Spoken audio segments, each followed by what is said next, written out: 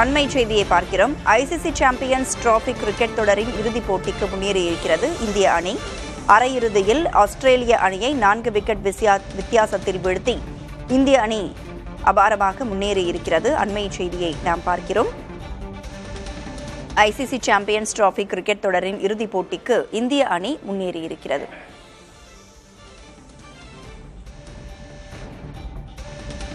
தற்போது நம்முடைய இணைப்பில் கிரிக்கெட் விமர்சகர் வி கிரி நம்மோடு இணைந்திருக்கிறார். சார் வணக்கம். சார் வணக்கம்.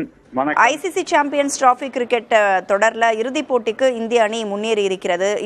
இந்த வெற்றி எப்படி பாக்குறீங்க? ரொம்ப பிரமாதமான வெற்றி இது. பிரில்லியன்ட், ஹேட்ஸ் ஆஃப் இந்தியன் டீமுக்கு வந்து சல்யூட் அடிக்கணும். ரொம்ப அழகா பிளான் பண்ணி பியூட்டிஃபுல்லா எக்ஸிக்யூட் பண்ணாங்க.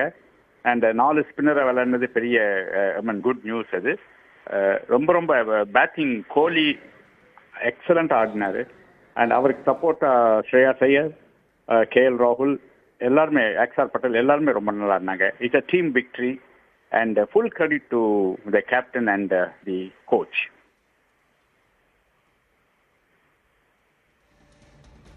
சார், இந்த போட்டியில எல்லாருமே நல்லா விளையாடி இருந்தாங்க அப்படின்னு சொன்னீங்க. உங்களுடைய கவனத்தை ஈர்த்த போட்டியாளர் யாரு அப்படின்னு தெரிஞ்சுக்கலாமா? யார் இந்த வெற்றிக்கு காரணம்னு நினைக்கிறீங்க? நான் விராட் கோலி தான் சொல்வேன். ஏன்னாக்க ரோஹித் சர்மா வந்து கொஞ்சம் அன்னெசரியா சுத்திட்டு அவுட் ஆயிட்டு போயிட்டாரு. அதே மாதிரி கில் ஆல்சோ பாவம் ஃபர்ஸ்ட் இனிஷியலாவே அவுட் ஆயிட்டாரு. ஸோ அந்த சமயத்துல வந்து கொஞ்சம் ப்ரெஷர் இருந்தது இந்தியாவுக்கு. அப்ப கோலி வந்து ரொம்ப அழகா ஸ்டடி பண்ணிட்டு ரிஸ்க் எடுக்காம 1-2 அழகா எடுத்து என்ன கேட்டா கோலிக்கு ஃபுல் மார்க்ஸ் கொடுப்பேன் நான். And well supported by Shreyas Iyer, அவரும் நல்லா ஆடினாரு. பாவம் 48ல அவுட் ஆயிட்டாரு அவரு. தென் அக்ஷர் பட்டேல் நல்லா ஆடினாரு. KL ராகுல் பியூட்டிஃபுல்லா பினிஷ் பண்ணார் கடைசியில.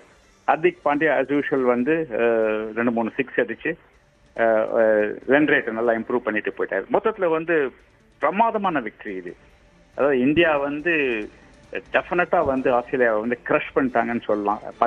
பழியை தீர்த்துட்டாங்கன்னு சொல்லலாம். ஏன்னா அந்த வேர்ல்ட் கப் ஃபைனல்ஸ்ல போது அன்னெசரியா உதப்பட்டாங்க இந்தியா. நல்லா விளையாடிட்டு கூட கடைசியில் ஒரு சின்ன சில்லி மிஸ்டேக்னால தோத்தாங்க. அதை வந்து பழிய வாங்கி ஆஸ்திரேலியாவை மண்ணக்கவ வச்சுட்டாங்க. நன்றி சார். இணைப்பில் வந்து இந்திய அணி உடைய வெற்றி குறித்து எங்களோட பகிர்ந்து கொண்டமைக்கு நன்றி திரு கிரி. ஐசிசி சாம்பியன்ஸ் கோப்பை கிரிக்கெட் தொடரின் இறுதிப் போட்டிக்கு இந்திய அணி முன்னேறி இருக்கிறது. ஆஸ்திரேலிய அணி நிர்ணயித்த 265 ரன்கள் இலக்கை 48.1 ஓவர்களில் இந்தியா எட்டியிருக்கிறது. கூடுதல் விவரங்களோடு நமது செய்தியாளர் சந்தானம் நம்மோடு இணைந்திருக்கிறார். விவரங்கள் சந்தானம்.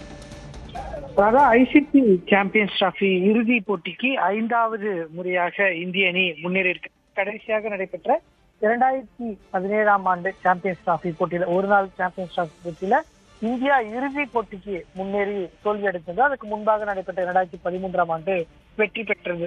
இதுவரை 5 முறை இறுதிப் போட்டிக்கு முன்னேறி 2 முறை சாம்பியன் பட்டமும் 2 முறை இறுதிப் போட்டியில இந்திய அணி தோல்வியும் அடைந்தது. இந்த நிலையில தற்போது 2025 சாம்பியன்ஸ் டிராபி இறுதிப் போட்டிக்கு இந்தியா இறுதிப் போட்டிக்கு முன்னேறி இருக்கிறது.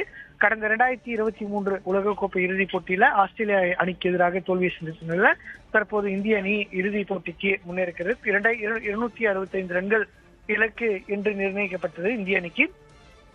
முதல் 10 ஓவர்களுக்குள்ள இந்திய அணியினுடைய தொடக்க விட்ட ஆட்டக்காரர்களாக இருக்கக்கூடிய ரோஹித் சர்மா மற்றும் சுப்மன் கில் ஆட்டம் இருந்தாலும் கூட தொடர்ச்சியாக விராட் கோலி, ஸ்ரேயஸ் ஐயர் இணை 100 ரன்களுக்கு மேலாக பார்ட்னர்ஷிப் மூலமாக ரன்கள் குவித்தனர். இதன் காரணமாக இந்திய அணியினுடைய வெற்றி மிக எளிதாக இருக்கும் என எதிர்பார்த்த நிலையில் ஸ்ரேயஸ் ஐயர், அக்ஷர் பட்டேல் உள்ளிட்டோர் ஆட்டம் இருந்தனர். அதிகபட்சமாக இந்திய அணிக்காக விராட் கோலி 84 ரன்கள் கொடுத்தார். அதே போன்று இறுதியாக ஹார்திக் பாண்டியா மற்றும் KL ராகுல் இந்திய அணி வெற்றி பெறுவதற்கு மிகவும் சிறப்பாக விளையாடினார். 5வது முறையாக தற்போது இந்திய அணி சாம்பியன்ஸ் டிராபி இறுதிப் போட்டிக்கு முன்னேறி இருக்கிறது. நாளை நடைபெறக்கூடிய மற்றொரு அரையிறுதிப் போட்டியில நியூசிலாந்து மற்றும் தென்னாப்பிரிக்கா அணி விளையாட இருக்கின்றாங்க. இதுல வெற்றி பெறக்கூடிய அணியோடு இந்தியா துபாய் இதே மைதானத்துல இறுதிப் போட்டியும் விளையாட இருக்கிறது. அரையிறுதியில் ஆஸ்திரேலிய அணியை 4 விக்கெட் வித்தியாசத்துல வீழ்த்தி இந்திய அணி அபாரமாக வெற்றி பெற்றதோடு ஐசிசி சாம்பியன்ஸ் கோப்பை கிரிக்கெட் தொடருடைய இறுதிப் போட்டிக்கு இந்திய அணி முன்னேறி இருக்கிறது. வரும் 9ஆம் தேதி துபாயில் இறுதிப் போட்டி நடைபெறுகிறது. 9ஆம் தேதி இந்தியா யாருடன் போட்டி போட இருக்கிறது சந்தார்?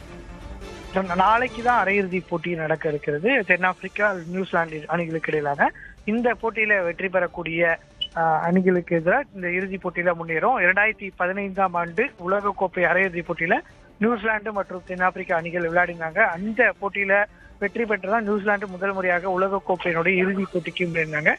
தென்னாப்பிரிக்கா வெற்றி பெற வேண்டிய ஒரு போட்டியில தோல்வி அடைஞ்சு வெளியேறினாங்க. எனவே அதுவும் எப்படி இந்தியா ஒரு சந்தானம், நீங்க இணைப்பிலே இருங்க, நம்ம தொடர்ந்து பேசலாம். தற்போது நம்முடைய இணைப்பில் கிரிக்கெட் வீராங்கனை சாரதா நம்மோடு இணைந்திருக்கிறார். வணக்கம் மேம். வணக்கம்.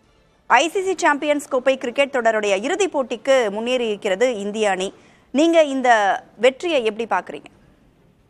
டெஃபினட்டா கண்டிப்பா ரொம்ப சந்தோஷமா இருக்கு. ஏன்னா எஸ்பெஷலி ஆஸ்திரேலியா என்னதான் ஃபுல் ஸ்குவாட் ஸ்ட்ரென்த் அவங்க இல்லைனாலுமே வந்து அவங்கள ஒரு ஐசிசி ஈவெண்ட்ல ஒரு நாக் அவுட்ல பீட் பண்றது டெஃபினட்டா ரொம்ப ரொம்ப ஸ்பெஷல் இந்தியன் டீம் பொறுத்த வரைக்கும். அண்ட் ரொம்ப முக்கியமான விஷயம் என்ன அப்படின்னு பார்த்தோன்னா, இந்த டூர்னமெண்ட்ல இது வரைக்கும் இந்தியன் டீம் வந்து அன்பீட்டனா இருந்திருக்காங்க. ஸோ அதுவுமே this also makes the victory more special அப்படின்னு சொல்லலாம். நீங்க இந்த போட்டியை பார்த்துருக்கிறீங்க. வரும் 9ஆம் தேதி துபாயில இறுதிப் போட்டி நடைபெற இருக்கு மேம். உங்களுடைய கருத்துக்களை எங்களுடைய பகிர்ந்து கொண்டமைக்கு நன்றி.